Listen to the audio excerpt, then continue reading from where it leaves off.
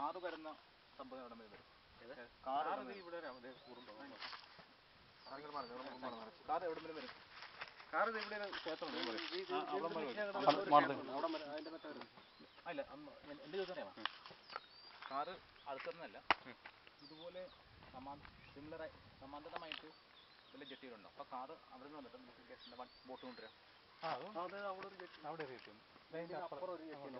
അവിടെ നേരിട്ട് റോഡുള്ളത് ഷൺമുഖ ജെട്ടി. നേതാജി നേരെ കിഴക്കോട്ട്.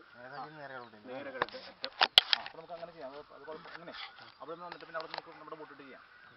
പക്ഷേ അതിലൊക്കെ